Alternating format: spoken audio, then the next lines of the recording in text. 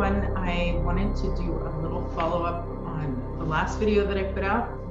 I've really been enjoying this study of looking into the gates for each constellation and what that means in regards to cycling through the solar spiral versus the galactic spiral versus the universal spiral.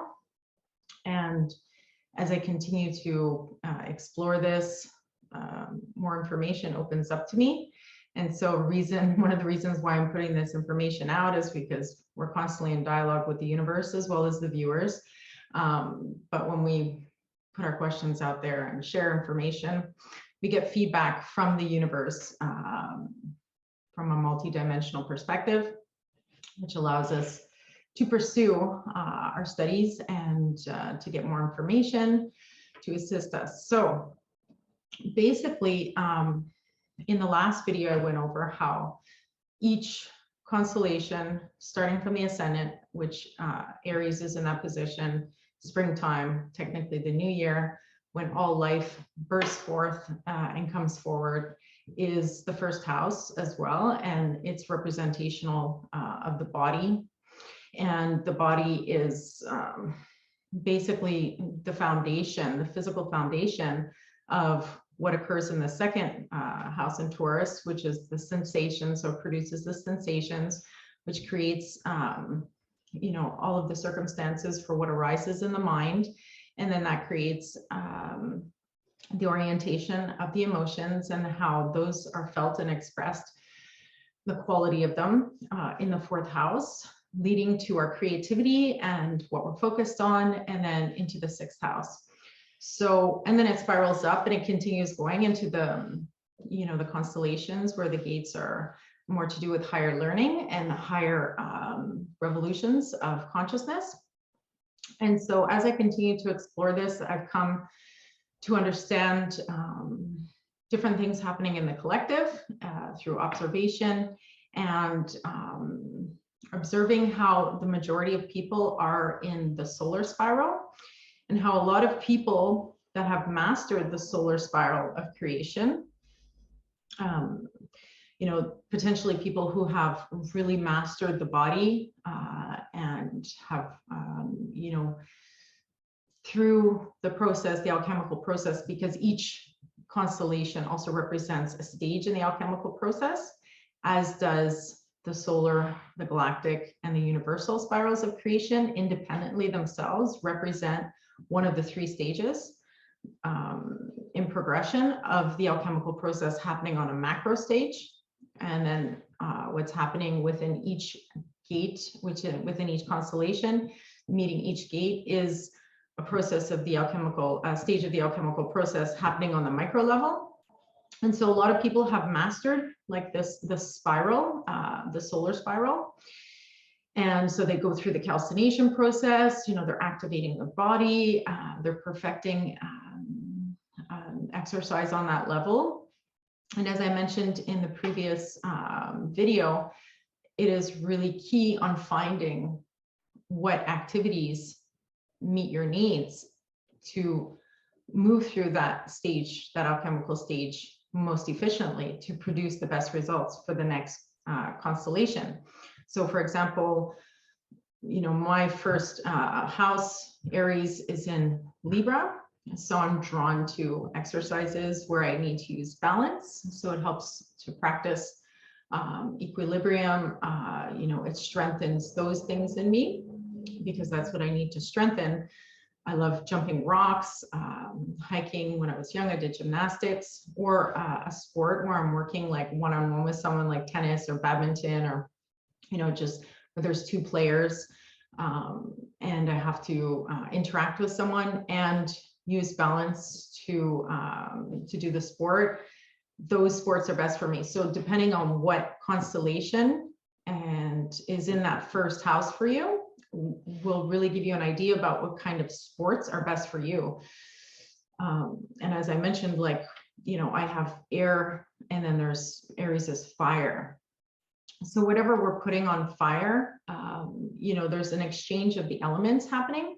And so we're trying to balance all of these elements. So by looking at what sign is in that first constellation of moving through the gates in terms of building a healthy foundation on the solar spiral, you'll find your clues there and you'll find your solutions there. So you might be doing a sport that is going to create too much fire. And then that's going to show up in the sensations. And then in the second house regarding the sensations, just on the solar spiral, it's a lot to do with the physical sensations that we're experiencing, whether that's more attuned to our nervous system. A lot of sensations, most sensations come through the nervous system, but in regards to what aspect and how they're touching us and affecting us is going to show up, and what sort of overabundance or underabundance of that element, which we've either created or haven't created in the first house. They're sometimes creating too much fire, right? And then that prohibits them once they get into the second constellation, the second house, because then they're maybe experiencing too much sensation, right? And we have to look at how most people are cycling through the solar spiral and not the galactic or the universal. Just in general, collectively, based on the cycles and where we're at, most people are moving to master, spiraling around to master that solar spiral. And so a lot of the themes that we're addressing in this regard on this journey is what we encounter in the second house. Everything to do with sensation is also to do with addictions. And so I wrote it in the footnotes in the last video, but I wanted to spend just a little bit more time talking about this because I think just to help people conceptualize and also to further my studies and with where I'm going with this, it's important to bring this forward. So in terms of the sensations and the addictions, we are confronted by so many addictions in society. Temptation, right, to everything that is sensorial. So everything that we eat, it could be addiction to shopping, it could be addiction to sex, right? It could be addiction to technology, which is something that we are heavily confronted with right now. You know, it is very difficult for people to not be glued to their screens because of the way that the software is designed. It's an attention economy, and it's designed to keep your attention on the software, interacting with the software, interacting with AI for as long as possible.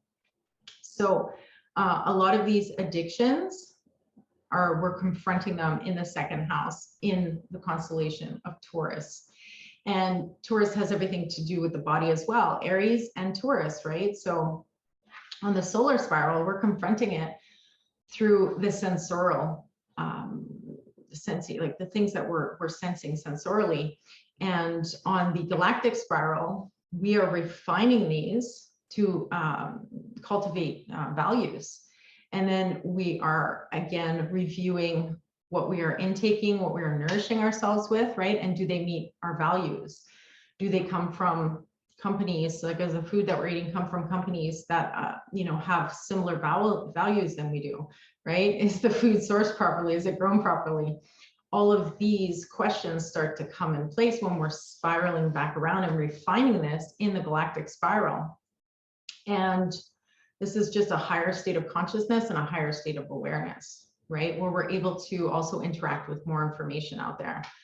But on a base level, it's going back, and we're always the solar spiral to do with our solar system, and where, you know, the planets are influencing us, the qualities of the planets are influencing us to the external environment. So the stars and planets that are further away, and then to the universal, are all connected. Everything's interconnected. Doesn't, you know, distance doesn't really matter so much in regards to all this. So because they're all connected, we come back around and we refine our values in the second house. And we are then attempting to adjust what we are experiencing sensorially with our values.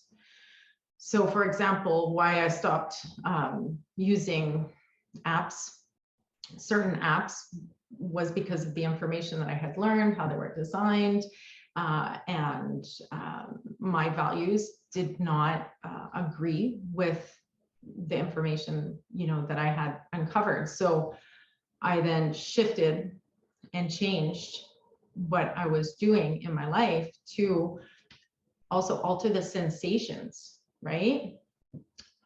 Personally, my second house is in the constellation, so Taurus. Second house is with Scorpio. So I'm feeling the underbelly of everything. So I'm extra sensitive to the underbelly, the sensations happening within the underbelly of the institutions, within the underbelly of the technology. So I'm going to sense things on that level, how the technology is made, what it's affecting on a biological level, on a bioenergetic level, and all of those things. So depending what you have in your second house, you are going to sense things, be more prone to sensing things on that level. So I'll also sense like the qualities of life force energy, the qualities of sexual energy, what's happening in the subconscious mind of the interactions. And so when we cycle around to the galactic, we actually start refining our values, and then we bring them back down, and we look to adjust our behavior so that what we're sensing in the solar spiral with pure sensation is actually becoming a match to what we are choosing on a galactic, within a galactic state of consciousness in regards to our values. And then as we spiral to the universal, we are then coming into contact with essentially how we are exchanging life force. So the second house also represents how we make money. And we can talk about money, but really what we're talking about is an exchange of life force. And so on the solar spiral, you see, a great number of people, like within the times that we live, who have cultivated much within the first house. And then within the second house, whatever overflow of elements that were maybe in overabundance created certain sensations, created certain addictions. And then those addictions geared their means of making money. So whether you're, a billionaire or a millionaire, a lot of what is happening, because people are caught in that lower octave of the solar spiral, is that they are, either usually exploiting another human being in order to generate their wealth based on the addictions that they have to certain sensations. And there's some really amazing people out there, but when you look at it from this context, you can see where they haven't really bridged through to the galactic, where they're incorporating their higher values. They may assume that they have, and they may be bringing many really positive things forward in regards to balancing the energies, right, that we have to balance right now in regards to taking charge of ourselves and building ourselves up in the first house. Because in the first house, the body being built up is also then going to refine, how someone looks, their personal preferences, and then how they appear to the outside world. So there's a lot of building up that's happening in the first house because of the energy that's put into that house. But then they still get caught in the second house. And I think there's like a huge majority of people, right, that are caught in the second house regarding addictions. There's so many types of addictions that we have to work through. So, have we individuated? If we've built our, if we've built all of our wealth based on the exploitation of men, women, or children, right? No, we're still kind of in that lower octave. And so we're having to gain that reflection, because this is the next level, especially for a lot of these people, is the next level after having successfully individuated, right, on that global scale in terms of building the self up and building the self-confidence and the portfolio, the wealth, having the freedom to live outside of the constraints of an older system or an older society, is then to revisit their values and to, what use is it for only a fraction of individuals to break free within their minds and understand, well, I'm going to build up wealth for myself, but I'm not going to be able to do it without exploiting another human being, without taking that life force and then selling it in order to cultivate what I need. So we're having to look at all of this on a global scale, and a lot of these individuals are going to be confronted, just as everyone else. We're all going to be confronted, especially over the next years. As energies continue to advance, we're all going to be confronted with what that next level is for us. And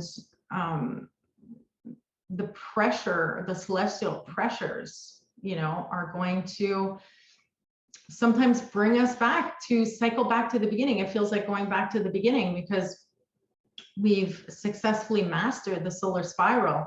But when you look at that next layer of it, right, really that next step in your evolution and their evolution, then it's going to require them to, in a sense, sort of start all over, right? Because depending on how spiritually geared these people are and the level of understanding that they have, with all of the pressures happening, it's going to force people into these jumps of evolution, these jumps of consciousness, these jumps of awareness, where they realize, well, I did well on the solar spiral to build things up, but now that I'm having to go back and revisit, because my next stage of evolution is requiring me to revisit, I'm having to learn how to make my millions, how to make my money, how to make my living outside of the matrix without exploiting other human beings, right? And then coming back down in a sense to zero.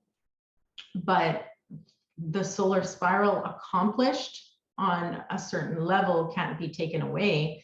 There's certain things that can't be taken away. The dedication, the hard work, you know, getting up every day and really going after your goals and trying to accomplish them.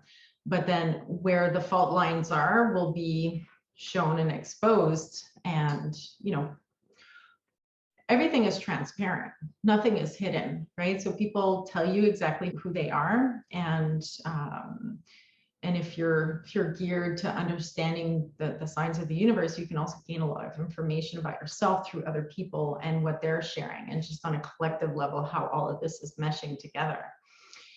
So looking at the sensations, looking at how they form the addictions, and then looking at how those shape the values, and then seeing how that is reflected back in the exchange of life force and money, I think is this next level of the alchemical process for everybody to, on a collective level, look at. And this was what we're looking at all over the place. And because we have access to each other, in a global community, we're able to share this information and kind of see it in real time, right, happening, and where it needs to dissolve and where it needs to come forward and evolve. And so that was one of the things that I thought was important, a reflection that I wanted to bring forward.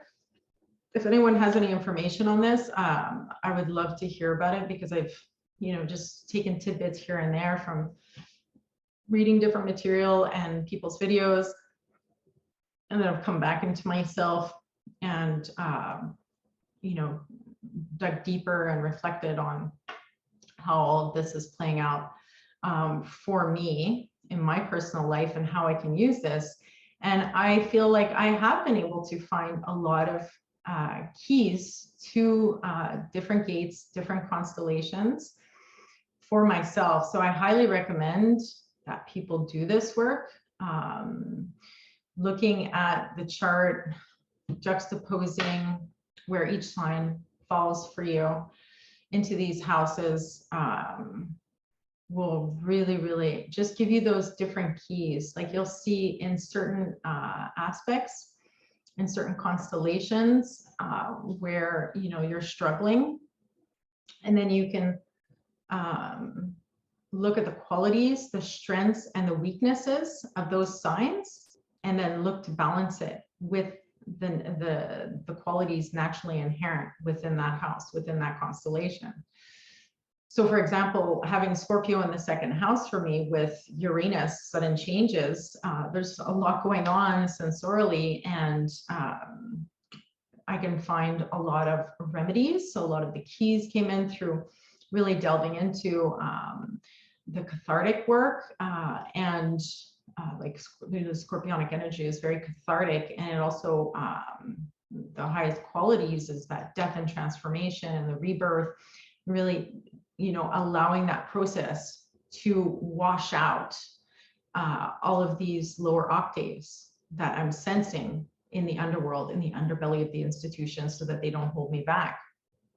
And moving also into the higher octaves of Taurus, which are everything to do with like grounding into the earth, you know, finding a lot of, I really love certain essential oils. They just bring me right back into my senses. And so, you know, I don't have to, like, I'm someone who will sense if someone's pregnant, you know, around me before they know. And so instead of being caught in all of these different sensations, when I interact with different people, the different qualities of sensations, and then getting dragged into that, really bring myself forward by nurturing myself with foods that have elements that balance it out. So a lot of earthy foods, a lot of root vegetables, and a lot of smells that can bring me back. So, you know, the lower octaves of each sign will kind of pull you out of balance, and then finding those remedies to pull you back into balance. It's just like if you have addictions, you know, there's certain things that we can incorporate into our life that will pull us out and help to stabilize us out of those addictions. You know, the third house, the mind, I find that people who have really focused on the first house with the body and stuff like that, there's like such an overflow with the mind, right? If they're doing fire exercises in the first house, and you know, they have Aries there with Aries, Leo, it's just going to be such a combustion of energy, and it's just going to overflow. So then you see in the third house with the mind, there's just too much thinking going on, and then they start to lack sleep, right? They're not going to be able to get enough sleep. You kind of notice it with people that jog. Some people that jog a lot, and it's not really in balance with their you know, with the constellations and the signs, then they will end up, you know, they're just constantly on overload, constantly talking, you know, and then potentially having trouble sleeping and stuff like that. So in the third house, Virgo in the third house might potentially have challenges with that. So the keys within that constellation, within that match, are going to be different for them, because they're constantly going to be hearing this internal dialogue, constantly talking to themselves, like it just never ends. And so there's a different kind of tension that's created with that overflows, you know, into the emotions. And so managing that, you're looking for the higher octave of Virgo, for example.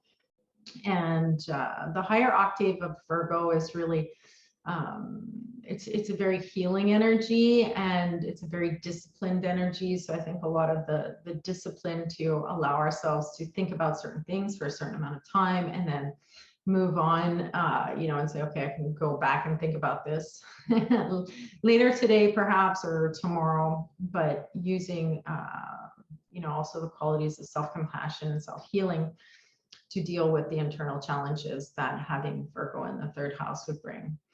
And so, you know, I've just been going through each one and really looking at that and observing. Since I put out the last video, I've just been really analyzing this and just seeing how things are reflected, right? And it brings us a greater understanding about who we are and why we do the things we do, and then how to find those solutions. It's a tool to give us solutions for ourselves in terms of our own progression from the spiral, mastering the solar spiral to begin with, into the galactic, and then into the universal. And then, you know, once we can see information, we need a framework to see information, and we can use many different frameworks, but this one is very organized, and I find it's it just lays it all out in terms of personal development. So, you know, it just allows us to move into self-acceptance, move more towards where our gifts are going to be able to be refined the most and be of the most beneficial to other people as well as ourselves.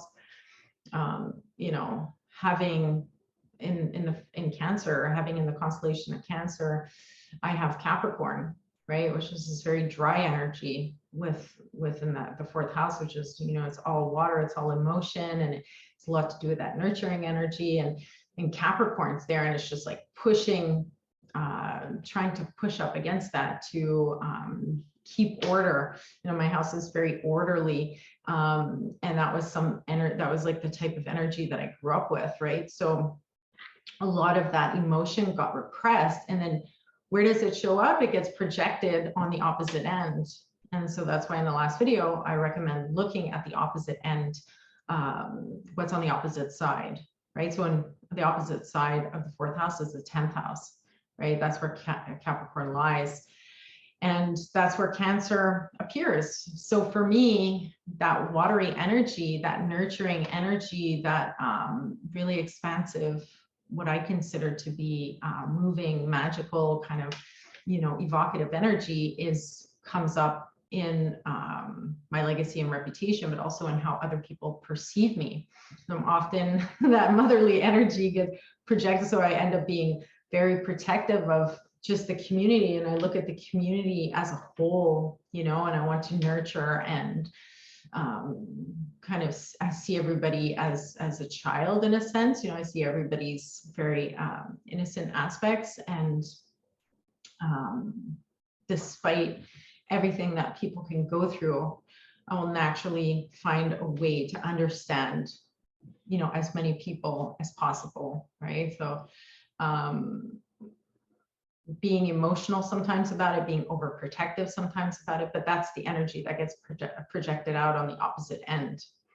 So also a reason why I am often drawn to, you know, people in the 10th house energy who have the masculine, you know, either the Leo or the Capricorn, the motivational speakers, like the fatherly archetypes within the community, you know, the natural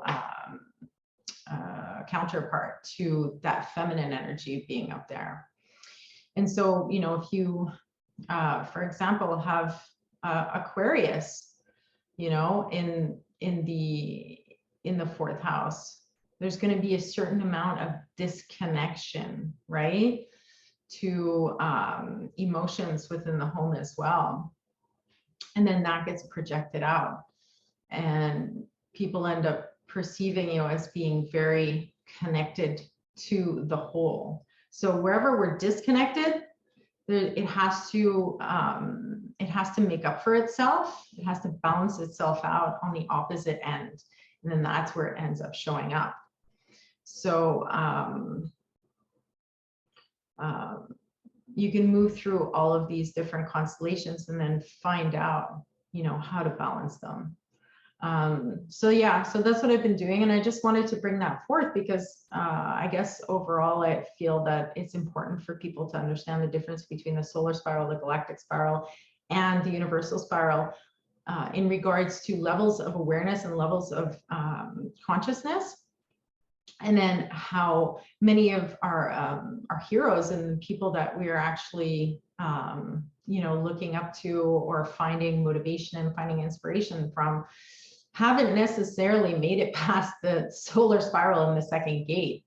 And I think this is important just to bring this recognition forward and to understand that a lot of the people who have been successful on a, you know, on a global scale might have mastered certain aspects, but we really have to start looking at where our sensations are connected to our values and how our values are connected to the way we are generating wealth for ourselves, right? Or money, how we are making our money, and how that's connected to the life force exchange that we are involved in, right? And looking at possible solutions for generating wealth for ourselves that isn't in connection with this, because still many of the archetypes are doing this, and this, we're having to look at this.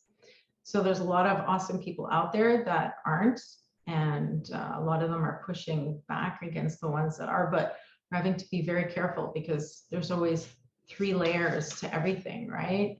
3 layers of awareness, 3 layers of consciousness. And when you start digging on first impressions, things look good. And then you start to dig deeper, then you have that deeper understanding, and there's always different information that comes forward.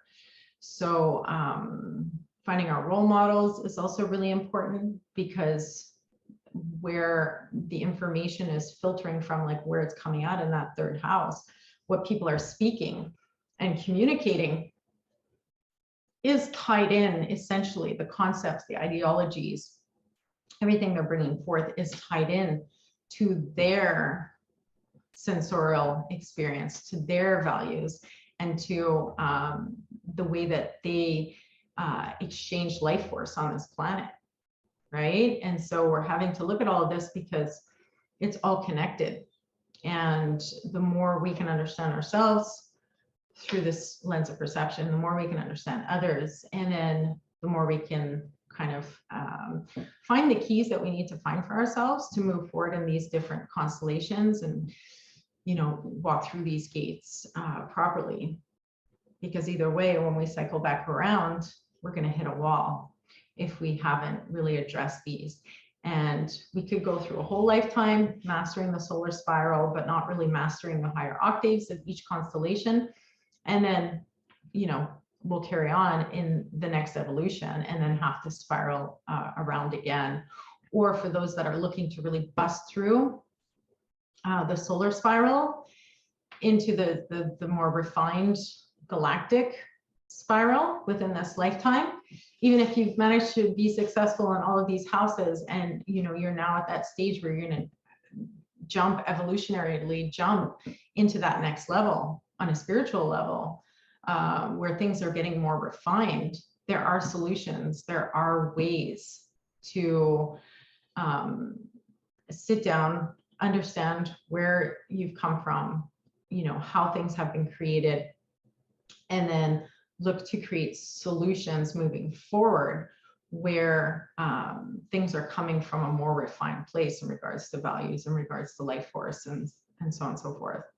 So we're all having to make choices, and now's a pivotal time. This year is really essential with everything going on. Everyone is going to be meeting their gates and the lessons that they have to meet with great force. I know there's so much going on for me. This is why I'm looking at this stuff. I've been super busy, but I found some time to put this video together. And the last video that I put out, I've just been thinking about this, and I just came up, I've been applying a lot of this stuff, because that's another thing. The 13th gate is the application of everything. So you don't see the 13th gate on within the 13th constellation of Fucus. You don't see it, but essentially it's there. And it is the center point of everything. It is the sacred circle within the center of the 4 directions.